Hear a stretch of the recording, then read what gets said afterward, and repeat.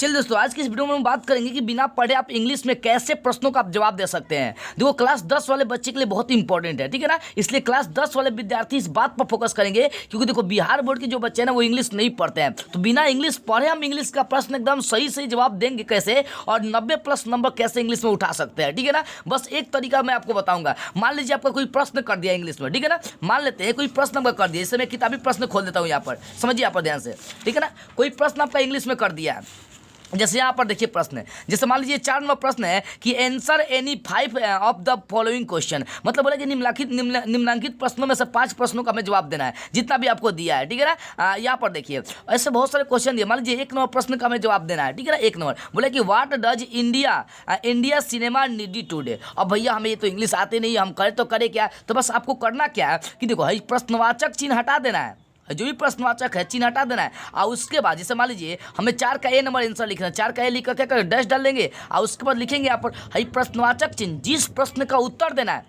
उसमें जो आपका ये प्रश्नवाचक जो शब्द है ना उसको हटा दीजिए। वाट हटा देंगे, डज हटा देंगे। उसके बाद लिखेंगे इंडियन सिनेमा नीड टुडे, लिखेंगे इंडियन सिनेमा नीड टुडे। और उसके बाद क्या करना है कि आपका जो इंग्लिश में बहुत सा जो किताब में मतलब प्रश्न में लाइन दिया रहता है, उसमें से बीच में से 5-6 लाइन उठाकर उसमें भर देंगे। तो आपको पहले लिखना पड़ेगा। देखो, जिसका भी आप आंसर लिखना चाहते हैं संस्कृत में, याद देखिएगा। मान लीजिए ये प्रश्न, इस प्रश्न का हम आंसर लिखना चाहते हैं भैया, इस प्रश्न का हम आंसर लिखना चाहते हैं, तो व्हाट डज हटा देंगे, लिखेंगे इंडियन सिनेमा नीड टुडे। अब बीच में से मान लीजिए इसी में से लाइन उठा लेंगे कि an hour of half delight, इतना क्या करेंगे उसमें बीच में भर देंगे 3-4 लाइन, हो गया आंसर, काम खत्म। ये तरीका आपको यूज करना है। मान लीजिए अगला प्रश्न देखिए यहाँ पर, ये वाला प्रश्न है हु डिलीवर्ड द, बोले कि acceptance speech on behalf of एगन सू क्यू। देखो यहाँ पर बोला क्वेश्चन, समझिए यहाँ पर ये क्वेश्चन है। मान लीजिए क्वेश्चन आपको इंग्लिश नहीं आती, कैसे करेंगे। यहाँ पर क्या करेंगे, प्रश्नवाचक चिन्ह है, इसको हटा देंगे और आंसर लिखना शुरू कर देंगे। 4 का बी है तो लिखेंगे 4 का बी लिखिए, डैश डाल के लिखेंगे आंसर। प्रश्नवाचक हटा दीजिए, लिखिए डिलीवर्ड द, मतलब प्रश्नवाचक हटा के पूरा यहाँ तक लिखेंगे। और उसके बाद 1-2 लाइन जो है ना यहाँ पर जो आपको इंग्लिश दिया उसमें से 1-2 लाइन उठाकर डाल देंगे।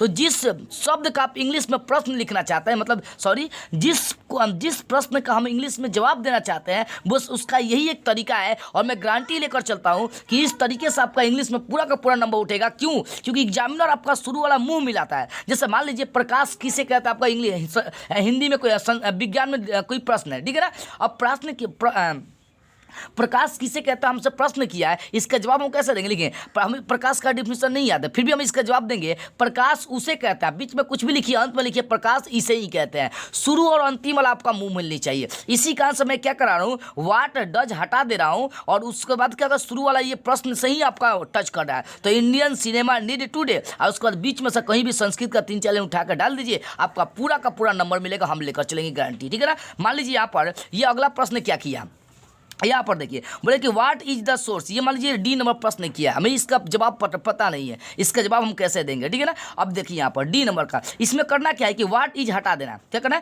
है, व्हाट इज हम क्या करेंगे, हटा देंगे। और व्हाट इज हटाने के बाद पूरा डाल देंगे the source of light is village, मतलब यहाँ तक डाल देंगे, 1-2 लाइन बगल से उठाकर इसमें भर देंगे, हो गया, आपको पूरा नंबर मिल जाएगा।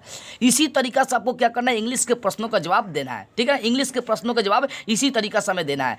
जिस प्रश्न का हमें जवाब देना है, याद देखिएगा। मान लीजिए कोई प्रश्न कर दिया, जैसे मान लीजिए यही क्वेश्चन किया वेयर डू, ये वाला क्वेश्चन कर दिया सी नंबर, तो ये वेयर डू हटा देंगे, लिख देंगे द 2 लिटिल गर्ल्स। यहाँ से लिखना शुरू करेंगे, यहाँ से लिखेंगे, ठीक है ना, यहाँ तक लिखेंगे एकदम, ये वाट नहीं लगाना है, ये वाट का चिन्ह हटा देंगे, प्रश्नवाचक चिन्ह यहाँ तक लिखेंगे, टॉलस्टॉय तक लिखेंगे, आप बीच में से 1-2 लाइन उठाकर डाल देंगे, हो गया। ये तरीका आप सारे प्रश्नों में यूज करेंगे, ठीक है ना। ये तरीका आप यूज करेंगे, एग्जाम में पूरा का पूरा आप नंबर उठा सकते हैं, ठीक है। अब यहाँ पर समझ लेते हैं, यहाँ पर जो ना आपका पैसिव देता है, मतलब खोज कर लिखने वाला प्रश्न देता है इंग्लिश में। तो खोज कर लिखने वाला बच्चा सबको ही लिख देता है, इसमें बताने की कोई आवश्यकता नहीं है, ठीक है ना, इसमें बताने की कोई आवश्यकता नहीं है। आगे देख सकते हैं, और भी क्वेश्चन आपको दिखा रहा हूँ। ये पैसिव देता है, उसके बाद और देता है आपका, और आपका प्रश्न क्या देता है, रीड द, यहाँ पर पोएम आपको दिया, पोएम दिया, इसमें से भी क्या करना है, खोज कर लिखना है। बहुत ज़्यादा इंग्लिश में खोज कर ही लिखने वाला देता है, क्योंकि बिहार बोर्ड वाला जानता है कि बच्चा यहाँ पर इंग्लिश में कितना पढ़ने वाला है। और उसका किताबी प्रश्न का जवाब कैसे देना है आपको बता ही दिया, ठीक है ना। आगे और भी दिखाऊँ तो अभी क्या कुछ क्वेश्चन करता है वो भी देख लीजिए जरा सा। देखिए और क्वेश्चन क्या करता है, और क्वेश्चन क्या करेगा, जैसे यहाँ पर बोलेगा राइट द पैराग्राफ, मतलब यहाँ पर निबंध लिखना। अब बताइए हमें इंग्लिश में निबंध लिखना, पैराग्राफ लिखना है। आइए 60 से 70 वर्ड में लिखना, 5 नंबर का प्रश्न आता है निबंध लिखने के लिए। अब भाई इंग्लिश में निबंध लिखेंगे तो लिखेंगे कैसे? अरे भैया कुछ नहीं करना है। मान लीजिए हमें डेमोक्रेसी पर लिखना है, डेमोक्रेसी हेडिंग डाल देंगे और उसके बाद क्या करना है ना, यहाँ से बगल वाले जो इंग्लिश आपका दिया है ना, मान लीजिए यहाँ पर ध्यान दीजिएगा, ठीक है ना, यहाँ पर मैं आपको दिखा रहा हूँ, ठीक है ना। हमें डेमोक्रेसी पर निबंध लिखना है, तो निबंध आप डेमोक्रेसी क्या करेंगे, यहाँ पर दिखा रहा हूँ, समझिएगा इस चीज़ को।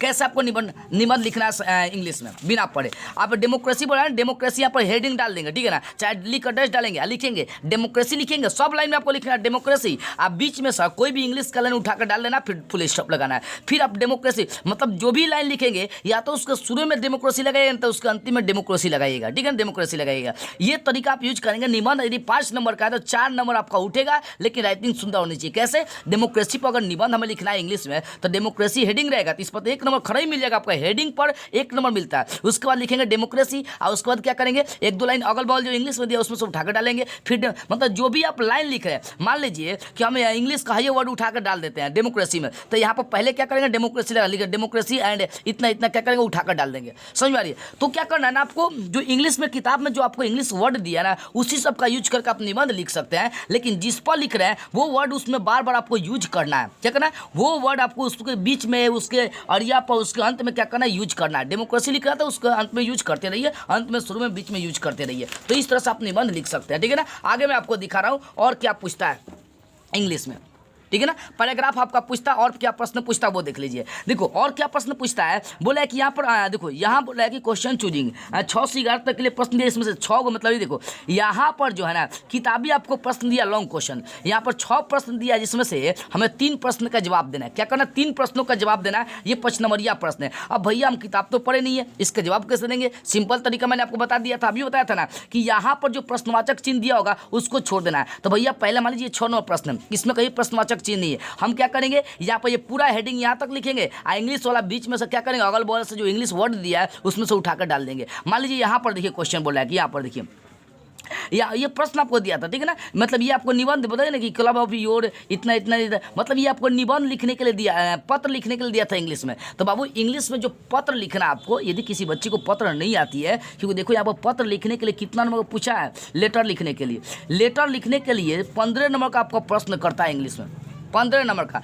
तो बस मैं आपको बताऊं लेटर लिखने का क्या तरीका है। लेटर, देखो जो बच्चा अगर इंग्लिश में आप लेटर लिखना चाहते हैं टिपिकली, तो वो मेरा एक काम करेंगे, वो मेरा एक काम क्या करेंगे, मेरे प्लेलिस्ट में इंग्लिश वाले क्लास 12 वाले में जाइएगा, ठीक है ना। क्लास 12 वाले में प्लेलिस्ट में चले जाइए, क्लास 12 की इंग्लिश में प्लेलिस्ट में चले जाइए। उसमें मैंने बस एक तरीका बताया था लेटर लिखने का, ठीक है ना। वही बोल रहा है कि लेटर लिखने के लिए 3 गो पर हमें क्या करना है, लेटर लिख देना है, ठीक है ना, 3 गो पर। तो 3 गो पर लेटर लिखना, सिंपल तरीका आपको वो अप्लाई करना है। देखो इस वीडियो को मैं डिस्क्रिप्शन में लिंक डाल दूंगा कि कैसे आपको लेटर लिखना है। तो लेटर लिखने आपको कम से कम आनी चाहिए, ठीक है ना। इसके लिए मैं आपको कोई ट्विक नहीं बताऊंगा, ये प्रश्न ही एक लेटर है, ठीक है ना। तो इसके लिए मैं कोई खास ट्विक आपको बताने वाला नहीं हूँ, इसलिए आप ध्यान देंगे और ध्यान से मेरी बातों को समझेंगे। फिर से एक बार मैं आपको समझा दे रहा हूँ, तो आगे समझिए ध्यान से जरा सा, ठीक है ना। अब देखिए यहाँ पर समझिए ध्यान से आप बाबू, यहाँ देखो, तो ये क्या है ना, एक तरह का हमें लेटर लिखने के लिए बोला है सभी पर 30-40 वर्ड में, बोले इस समय में एक तरह का लेटर लिखना है या उसके बारे में मैसेज देना है। तो लेटर लिखने का तरीका मैं आप सभी बच्चों को समझा दूंगा,